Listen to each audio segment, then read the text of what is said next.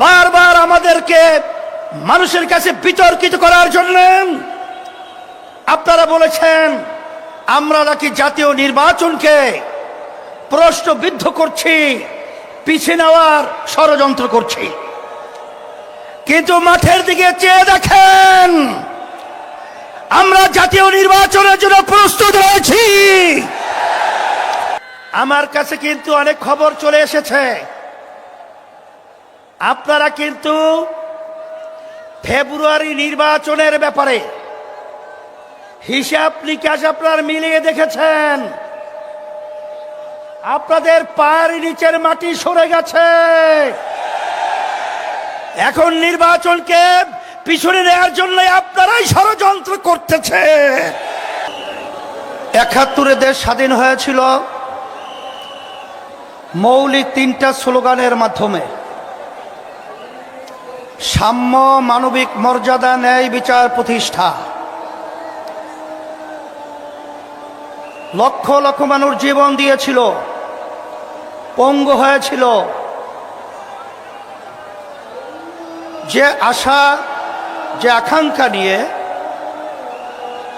কিন্তু ৫৩ বছর যাদের মাধ্যমে দেশ পরিচালিত হয়েছে, যারা দেশ পরিচালিত করেছে, এদের মাধ্যমে মূলত আমরা ৩টা উদ্দেশ্যের একটাও কিঞ্চিত বাস্তবায়ন আমরা দেখি নাই।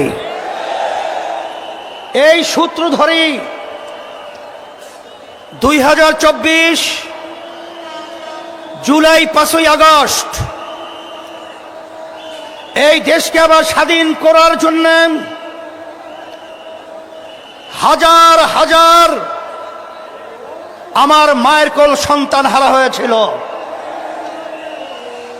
অনেকে চক্ষু হারিয়েছে, অনেকে পঙ্গু হয়েছে। আমাদের মূল লক্ষ্য উদ্দেশ্য হল আমাদের এই দেশ স্বাধীন করতে গিয়ে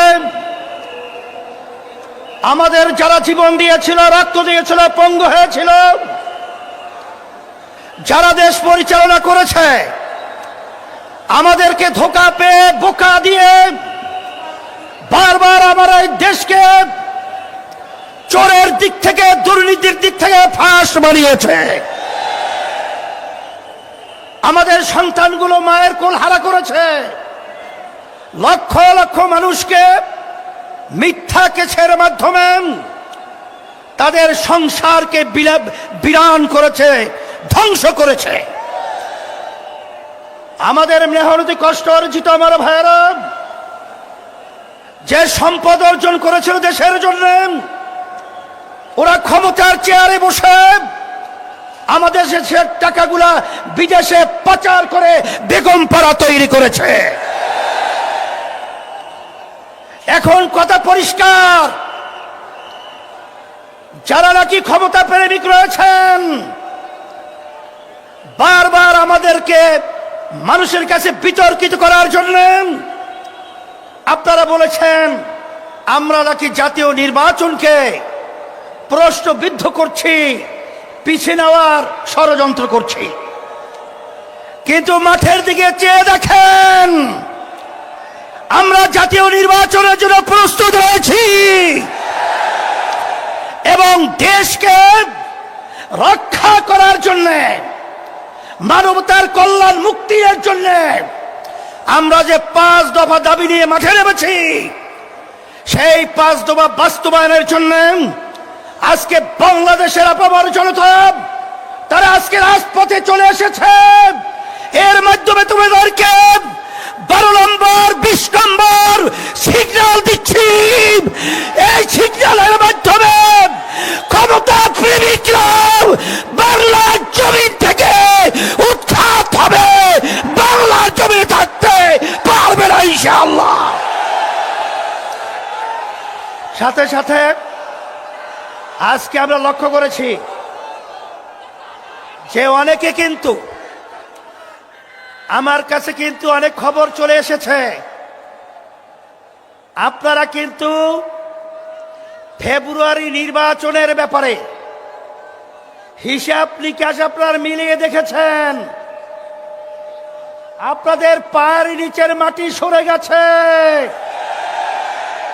এখন নির্বাচনকে পিছনে নেওয়ার জন্য আপনারাই ষড়যন্ত্র করতেছে।